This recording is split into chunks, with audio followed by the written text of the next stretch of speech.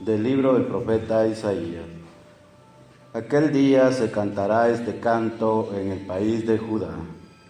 Tenemos una ciudad fuerte. Ha puesto el Señor para salvarla murallas y baluarte.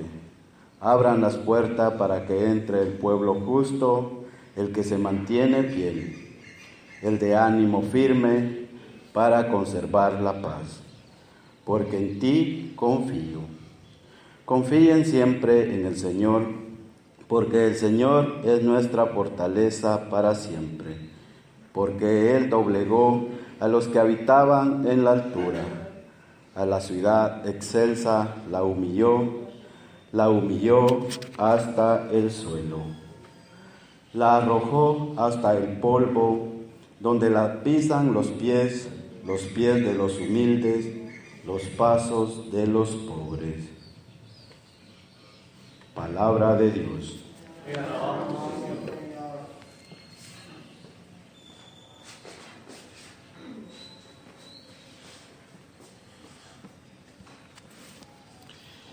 Bendito el que viene en el nombre del Señor. Te damos gracias, Señor, porque eres bueno, porque tu misericordia es eterna. Más vale refugiarse en el Señor que poner en los hombres la confianza. Más vale refugiarse en el Señor que buscar con los fuertes una alianza. Bendito el que viene en el nombre del Señor. Ábranme las puertas del templo, que quiero entrar a dar gracias a Dios. Esta es la puerta del Señor, y por ella entrarán los que viven fieles. Te doy gracias, Señor, pues me escuchaste y fuiste para mí la salvación. Bendito el que viene en el nombre del Señor. Libéranos, Señor, y danos tu victoria.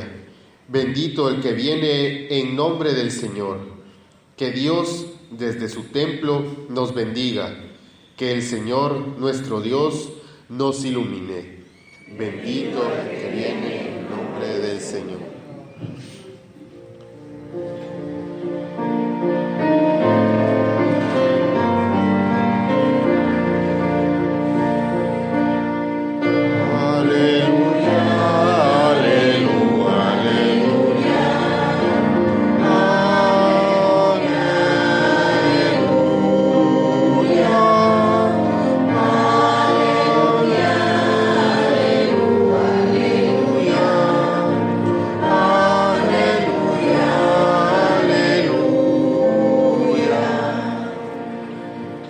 Busquen al Señor mientras lo puedan encontrar.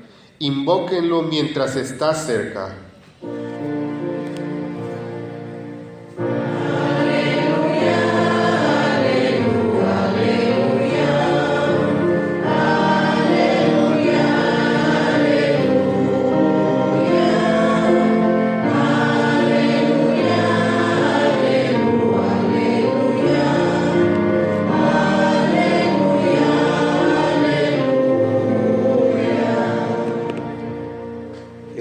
Esté con ustedes. Lectura del Santo Evangelio según San Mateo. En aquel tiempo Jesús dijo a sus discípulos: no todo el que me diga Señor, Señor entrará en el reino de los cielos, sino el que cumple la voluntad de mi Padre que está en los cielos. El que escucha estas palabras mías y las pone en práctica se parece a un hombre prudente que edificó su casa sobre la roca. Vino la lluvia, bajaron las crecientes, se desataron los vientos y dieron contra aquella casa, pero no se cayó, porque estaba construida sobre roca.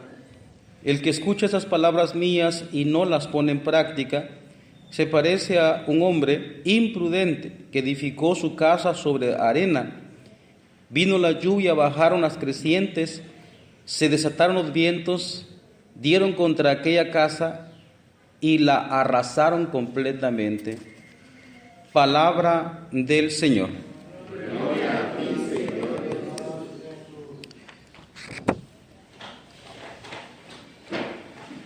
En el caso particular, pues siempre me ha gustado mucho la misa de de la mañana porque es muy sabrosa. Uno lo goza más porque hay silencio. Y normalmente, sin excluir, por supuesto, o más bien sin discriminar, pero los que vienen por la tarde a veces son como un poquito superficiales, ¿verdad? Y sí disfruta mucho la mañana el silencio, que es la espiritualidad católica, porque en la iglesia se ha metido una cantidad de cosas que por fuerza tiene que haber bulla, que por fuerza tiene que haber música de fondo, que por fuerza, bueno, la cosa es que, y todos los espacios están llenados, se dan cuenta ahorita en todas partes es así, y entonces en la mañana se disfruta mucho el silencio porque todavía la gente está como, está todavía somnolienta, ¿no? Y no hay bulla por las calles. Bueno, la cosa es que hay gente también que me ha enseñado ese silencio que en mi pueblo, y entonces por eso lo gozamos más. Entonces disfrutemos esta Eucaristía. En la mañana, normalmente de este día, es la lectura del día, y en la tarde ya, al empezar a oscurecer, ya se celebran las vísperas de la Inmaculada Concepción. Es bueno que lo sepamos. Veamos algunas cosas del Adviento. Expliqué algo bastantito el día domingo, pero expliquemos un poquito más.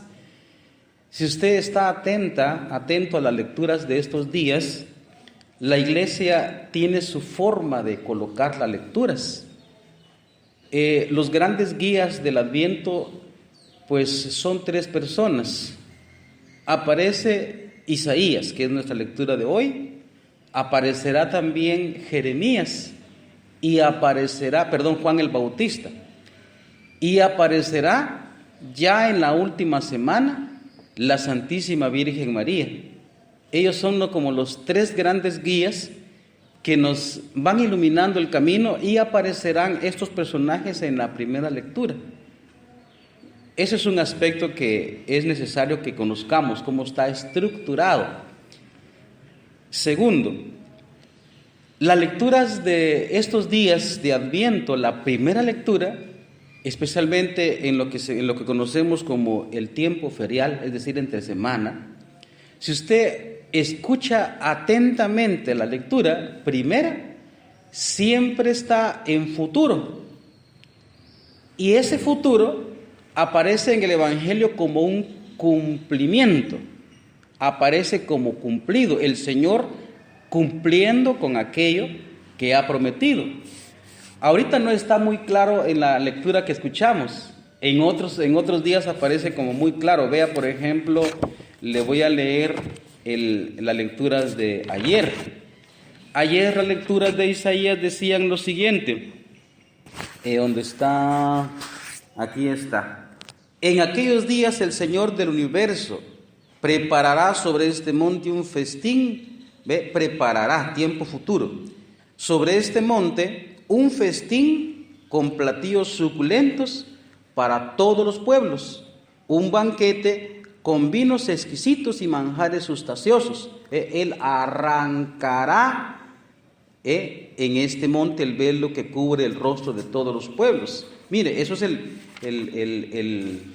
está prometiendo que algo pasará a futuro. Y mire el Evangelio cómo aparece. La segunda parte del Evangelio dice, ¿dónde está? Otra vez lo perdí. Aquí está. Mire cómo aparecía el Evangelio. Jesús llamó a sus discípulos y les dijo, me da lástima a esta gente porque llevan ya 3 días conmigo y no tienen que comer.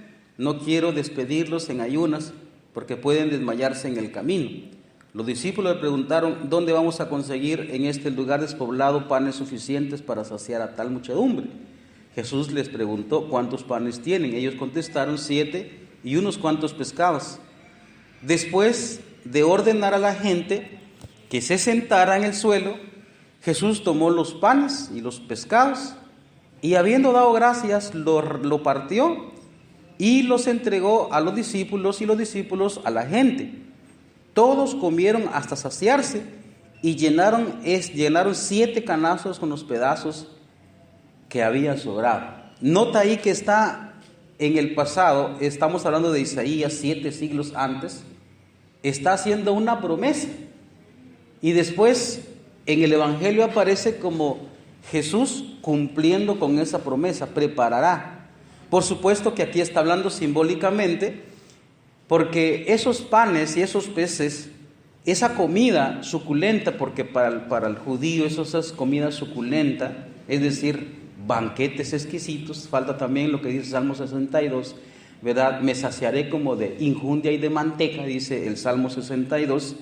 Por supuesto que es simbólico, porque eso está simbolizando también que a futuro, eso es otro grado de futuro, a futuro también nosotros nos saciaremos en el banquete del Señor. Pero lo que quiero decir aquí es que la lectura está estructurado así. En la primera lectura está haciendo promesa, y el Evangelio está apareciendo que Cristo cumple aquella promesa que hizo en el pasado. Se dice y se hace. Dios lo prometió y Dios lo cumple. Las lecturas de hoy también tienen ese aspecto. Está un poquito así como borroso, pero si usted se escucha, lo ve detenidamente, usted ve que eso está cumplido. Por ejemplo, vea el Salmo responsorial. Dice: te damos gracias, Señor, porque eres bueno, porque tu misericordia es eterna. Más vale refugiarse en el Señor que poner en los hombres la confianza. ¿Vio? Más vale refugiar en el Señor que poner los hombres en los hombres la confianza. Eso es un aspecto que está aquí, y en el Evangelio aparecen las palabras que ya escuchó. Más vale refugiarse en el Señor que buscar en los fuertes una alianza. Entonces ahí hay también una cuestión de confianza. Vea, ¿y cuáles son las palabras que resuenan hoy como las fuertes? Dios promete, Dios cumple. Y precisamente como Dios promete y Dios cumple, eso es lo que nos está pidiendo el Señor también a nosotros. Que nosotros no digamos solo Señor, Señor, sino que cumplamos con la voluntad del Padre. Porque él se cuenta que el que dice que cree en Dios, pero no cumple con lo que dice que cree, entonces su vida se derrumba. De hecho, eso es una cuestión que está pasando a nivel global ahora. Es una cosa que da mucha tristeza. ¿Por qué? Porque a nivel global, pues mire, por decirlo de esa manera un poquito general y peyorativamente, la gente dice que cree en Dios. La gente dice que cree en Dios. Pero, sin embargo, a la hora de ver la vida que llevan, a la hora de presentarse a la sociedad, a la hora de tomar decisiones, en pequeñas o grandes decisiones, se ve que no creen. Y a nivel global ahora hay suicidios, por ejemplo. Los suicidios. ¿De qué están hablando los suicidios? Por supuesto que no voy a meter en la cuestión psicológica, social, ver los factores. Puede haber una cantidad de factores. Pero en el fondo es porque la gente se ha quedado sin Dios. Hace poco, precisamente, yo sacaba una predicación de esa naturaleza. Digamos, el discurso ateo ha calado en mucha gente. Entonces, cuando la gente se ha quedado sin Dios, no tienen quien sostener la vida. El mundo romántico que empezó hace algún tiempo, un siglo, por decirlo algo, nos pone como que el fundamento de la gente es un hombre o una mujer, sin despreciar, por supuesto, el amor humano, ¿verdad? Pero la gente suele decir, y tiene mucho en la mente las canciones románticas que se cantaron el siglo pasado: mi vida sin ti no es nada, tú eres la razón de mi vida, tú eres la razón de mi existencia.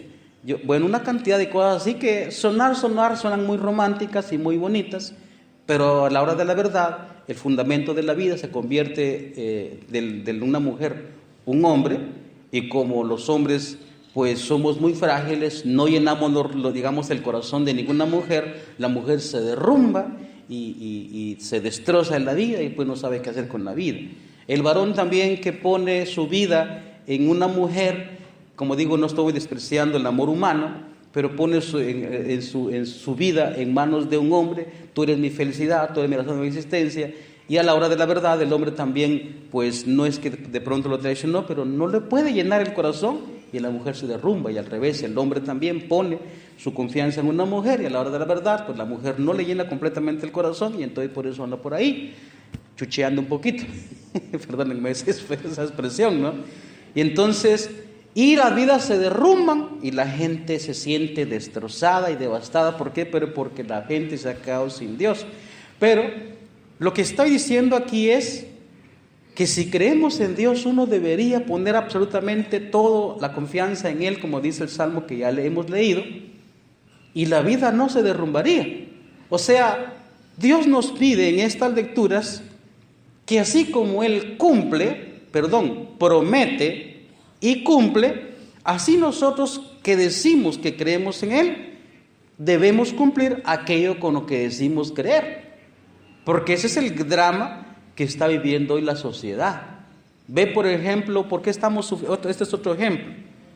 ¿Por qué estamos sufriendo tanto ahorita en el ámbito global, internacional, con la política? Porque el político dice una cantidad de palabras en su discurso de presentación cuando está en campaña, y a la hora de poner eso en práctica, cuando ya está en los entes de gobierno, ya no cumple con aquello que prometió.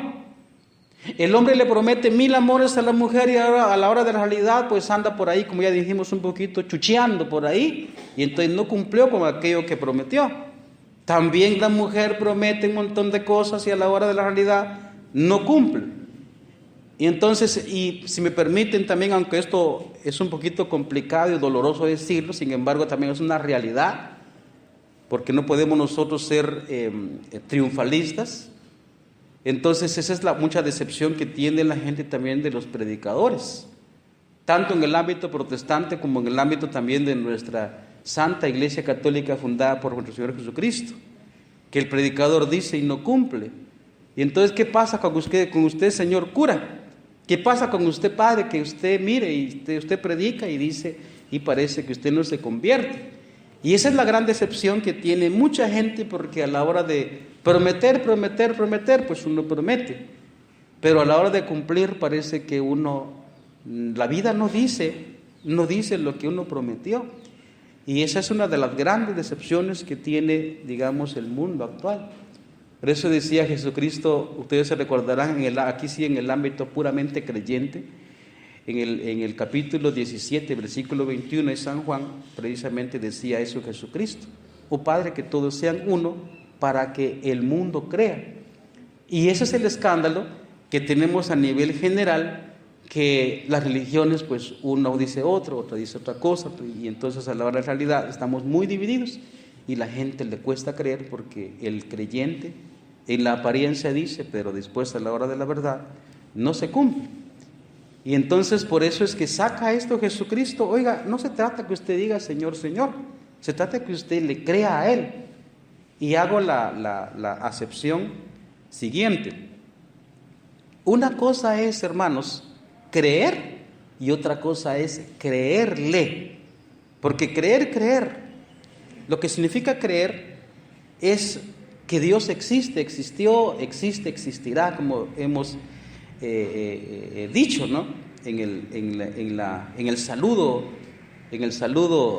que hace el sacerdote en nombre de Jesús, en el inicio de la misa: el que existe, el que existió, el que existe y el que existirá.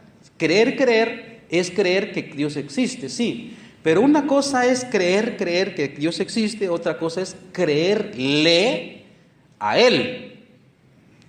Eso es otra cosa, eso es otro, como dicen los muchachos, ese es otro nivel.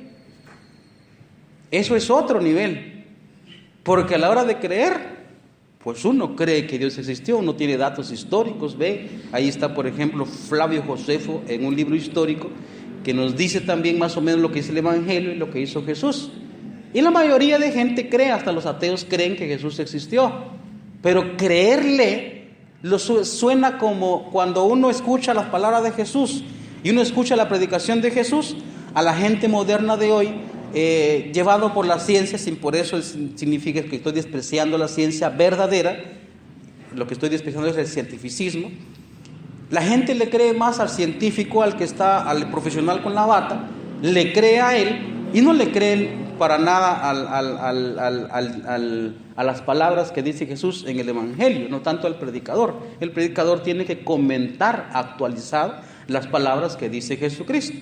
Pero creerle, a la gente le suena el discurso de Jesucristo como una especie de tambor viejo, como una especie de música vieja, que ya nadie le pone atención. ¿Quién se lo escucha? Bueno, pues por tradición y porque de pronto me trae algún sentimiento de anhelo del pasado, pero la gente le suena como una especie de palabra fósil que ya no tiene impacto en mi cabeza, en mi corazón y en el mundo.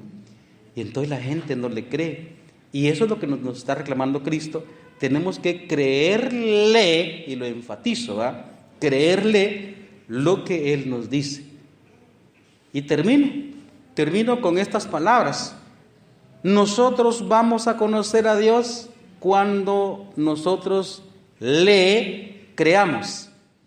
Cuando nosotros le creamos y realmente pongamos por obra aquello que hemos dicho que creemos, cuando lo cumplamos así a rajatabla lo que Él dice y no voy a anteponer yo mis razonamientos, entonces yo voy a conocer a Dios. Dios va a aparecer ahí en nuestro mundo. Bien clarito va a aparecer. Y uno dice, ahí estaba Dios. Lo que pasa es que como yo no lo creí, entonces no aparecí. Entonces, esta homilía, pues podemos titularlo así: cuando nosotros le creamos a Dios, conoceremos a Dios. Así como Dios promete y cumple, porque se ve muy claro, no solo aquí lo que hemos dicho, sino también a la hora de leer la realidad en la historia. Así como Dios cumple, entonces también nosotros, si decimos que creemos, hagamos aquello que decimos creer. Dice esa acepción porque Santiago precisamente dice eso. Dice, creer, el diablo cree y tiembla. El diablo también cree, pero no le cree a Dios. Nosotros no podemos ser así como el demonio, ¿no? Que creemos y al mismo tiempo sin actuar aquello que decimos que creemos. Pues pidámosle al Señor que nos regale su gracia para que la fe que nosotros tenemos, nosotros realmente creamos en aquello que dice nuestro Señor Jesucristo, y nuestra casa, que es nuestra vida, no se derrumbará, sino que caminará directo hacia el banquete, como ya hemos dicho en la primera parte, hacia el banquete, hacia el reino celestial, ¿verdad? Ahí pues la vida pues florecerá. El Señor nos conceda pues mucha fe y creerle al Señor.